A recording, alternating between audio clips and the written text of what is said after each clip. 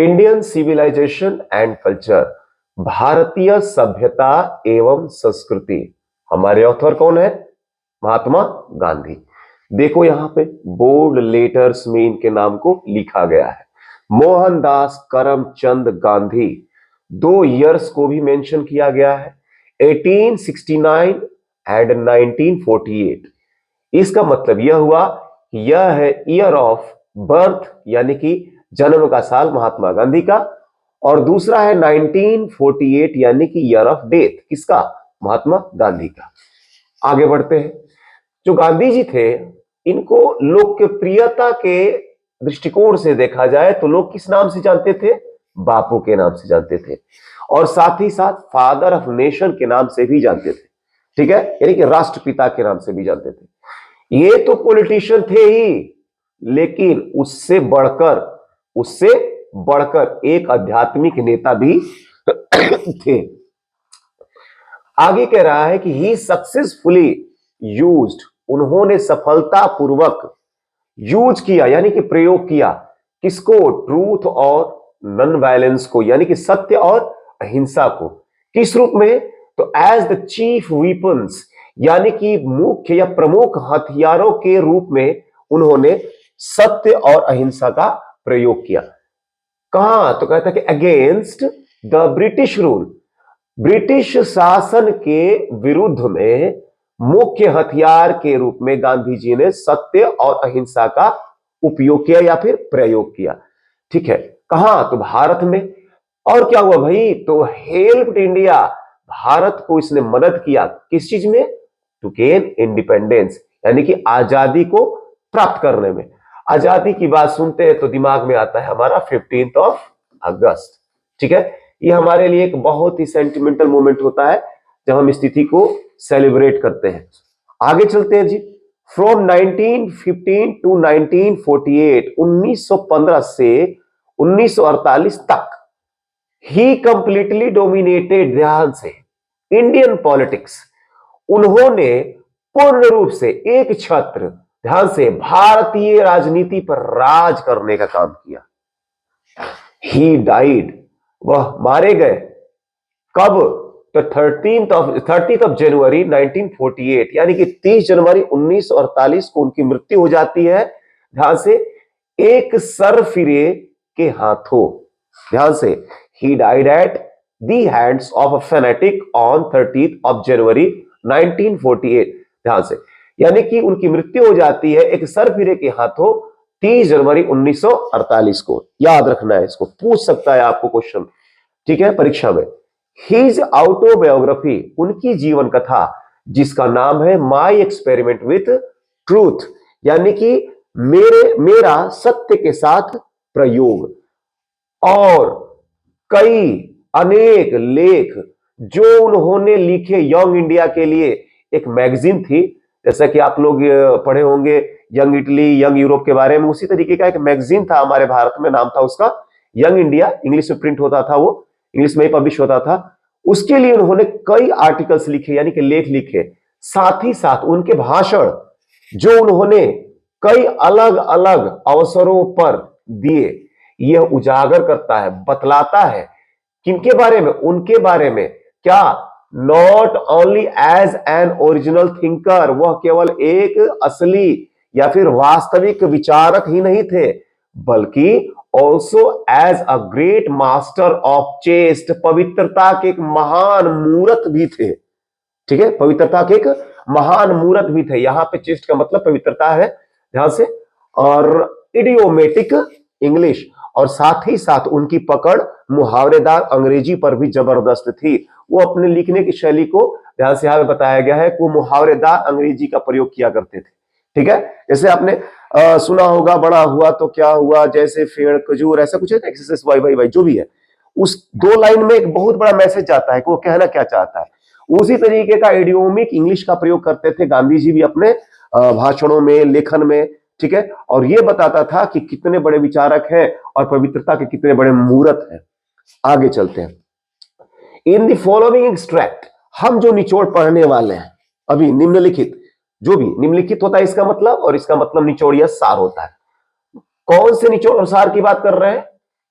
Indian civilisation and culture, भारतीय सभ्यता और संस्कृति, ये देख रहे हो आप, ठीक, इसके बारे में जो हम आगे पढ़ने वाले हैं। गांधी जी क्या कहेंगे आगे भैया, तो ये बतियाते हैं, ये बताते हैं, ठीक है, ध्यान से, अबाउट द साउंड फाउंडेशन। ध्यान से, यहां पे साउंड का मतलब ध्वनि नहीं, मजबूती से है। वह बात करते हैं किसके, आधारशिला। कैसी आधारशिला है भैया, मजबूत आधारशिला है किसकी, इंडियन सिविलाइजेशन की, भारतीय सभ्यता की मजबूत आधारशिला के बारे में गांधी जी क्या करते हैं, बात करते हैं, talks about, which has successfully, जो सफलता पूर्वक, withstood the passage of time, समय के साथ खड़ा रहा। कौन खड़ा रहा भैया, भारतीय सभ्यता की बात की जा रही है, गांधी जी बात करते हैं, ठीक है, इस बारे में। अब देखिए आगे, भारतीय सभ्यता की तुलना करी गई है यहां पे, द वेस्टर्न सिविलाइजेशन, यानी कि पश्चिमी सभ्यता, which has the tendency, उसकी तो प्रवृत्ति ही है, उसकी तो एक प्रवृत्ति ही है, क्या भैया, वह गुणगान महिमा मंडन करेगा किसकी, मटेरियलिटी की, भौतिकवाद की, संपत्ति संपत्ति, धन धन धन, बस इसका यही है, ध्यान से, मटेरियलिटी इसी कहते हैं, भौतिकवाद। करेक्ट, कैन नॉट मैच, बराबरी ही नहीं कर सकता किसकी, द इंडियन सिविलाइजेशन की, भारतीय सभ्यता की। क्यों, क्योंकि हमारी जो सभ्यता है एलिवेट करने में विश्वास करती है किसको, एक मोरल बीइंग को, एक नैतिक प्राणी को ऊपर उठाने, अग्रसर करने और बढ़ाने की बात करती है। समझ में आया ना। चलिए, तो हम इंट्रो के बारे में एक अच्छा खासा प्रीफेस को हम अंडरस्टैंड कर लिए हैं। आई होप कि आपको एक अच्छा अंडरस्टैंडिंग डेवलप हुआ है। जो मैंने वर्ड्स का यहाँ पे एक तरीके से हिंदी का अनुवाद करने का प्रयास किया है, उन वर्ड्स को आपको रिपीट करना है। जिनकी वर्डिंग पहले हो चुकी है वह केवल इस वीडियो को एक बार रिपीट करेंगे और रिपीट करके देखेंगे कहां क्या फंस रहा है, और जहां जहां मैंने अंडरलाइन किया है वहां पे आपको क्या करना है कि थोड़ा सा ज्यादा अटेंटिव होना है, क्योंकि मैंने पार्टिकुलर चीजों को इंपेसाइज करने के लिए अंडरलाइनिंग करी है, ठीक है। तो यहां पे आपको मिस नहीं करना इन चीजों को। जो इसमें से सबसे खास वर्ड्स है उनको मैं आपको थोड़ा सा ये कर लेता हूं, देखो ध्यान से, जैसे कि नॉन वायलेंस है, ट्रूथ है, ठीक है, स्पिरिचुअल, ठीक है, पॉलिटिशियन, ठीक है। आगे चलते हैं, इसके बाद यहाँ पे रूल का मतलब नियम नहीं है, यहाँ की मतलब, यहाँ पे रूल का मतलब शासन से है, ठीक है। जैसे गेन, गेन का मतलब प्राप्त करना यहाँ पे है, ध्यान से। डोमिनेटेड, डोमिनेट का मतलब शासन करना, राज करना, ठीक है। पॉलिटिक्स का मतलब आप जानते ही हो। हैंड्स ऑफ फेनेटिक, फेनेटिक का मतलब सरफिरा, ध्यान से। इसके बाद ऑटोबायोग्राफी, जीवन कथा या जीवनी कह लो। एक्सपेरिमेंट यानी कि प्रयोग, ठीक है। न्यूमरस का मतलब अनेक या फिर कई। आर्टिकल का मतलब यहां पे अनुच्छेद नहीं, यहां पे आर्टिकल का मतलब होता है लेख, ठीक है, ध्यान से। दैट का मतलब यहां पे गौर करना है कि दैट का मतलब वह से नहीं यहां पे, और ना ही की से है, यहां पे दैट का मतलब जो से है। और इन चीजों को हम डिटेल में समझेंगे ग्रामर की क्लासेस में, जब हमें अंडरस्टैंडिंग बढ़ेगी कि क्या है ग्रामर के, कौन कौन से डॉट है, कहां मैच करने हैं, तो समझ में आता चला जाएगा। फिर आगे चलते हैं, स्पीचेस का मतलब है भाषण से है। डिलीवर का मतलब देना होता है, जब भाषण देने की बात आती है तो हम गिव स्पीच नहीं करते हैं, डिलीवर द स्पीच कहते हैं, ठीक है। आगे चलते हैं, डिफरेंट का मतलब सबको पता है कि अलग अलग होता है या फिर अंतर होता है। ओकेजन्स का मतलब होता है अवसर। रिवील का मतलब है उजागर करना, ठीक है, ध्यान से। एक वर्ड है नॉट ओनली, ठीक है, नॉट ओनली बट ऑल्सो, ये एक वर्ड है, ठीक है, इसके बारे में भी हम पढ़ेंगे, ग्रामर का ये एक हिस्सा है, ठीक है, ध्यान से। नॉट ओनली बट ऑल्सो, ठीक है। आगे चलते हैं, अब चेस्ट का मतलब होता है पवित्रता। इडियोमेटिक का मतलब होता है मुहावरेदार। फॉलोइंग का मतलब होता है निम्नलिखित, और एक्सट्रैक्ट का मतलब होता है निचोड़ या सार। सिविलाइजेशन आप जानते हैं, culture, you are better aware of this, ठीक है। आगे चलते हैं, टॉक्स अबाउट। टॉक्स अबाउट में आपको इस हटा देना, टॉक अबाउट करना है, क्योंकि ये प्रेजेंट इंडिफिनिट की बात करता है, यहां से। और टॉक्स अबाउट का मतलब होता ही है बात करना, टॉक्स अबाउट का मतलब होता ही है बात करना। ये साउंड देख रहे हो, साउंड का मतलब यहाँ पे ध्वनि नहीं है, यहाँ पे मजबूत, यहाँ पे मजबूत है, स्ट्रॉन्ग। इसका जो रेफरेंस है ये स्ट्रॉन्ग के रूप में है, ध्यान रखना है। फाउंडेशन का मतलब होता है आधारशिला, आप सबको पता ही होगा, एक बार रिपीट कर दिए दोबारा।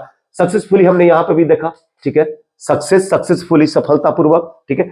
टेंडेंसी, विथ स्टूड देख रहे हो आप, विथ स्टूड क्या है कि पास्ट पार्टिसिपल नहीं, पास्ट फॉर्म है, ये V2 कह लो इसको, ये इसका होता है विथ स्टैंड, खड़े रहना, ठीक है। आगे चलते, पैसेज ऑफ टाइम, समय के साथ, ठीक है। आगे चलते हैं, टेंडेंसी का मतलब होता है प्रवृत्ति, टेंडेंसी का मतलब क्या होता है, प्रवृत्ति। प्रिविलेज का मतलब होता है गुणगान करना या फिर महिमा मंडन करना।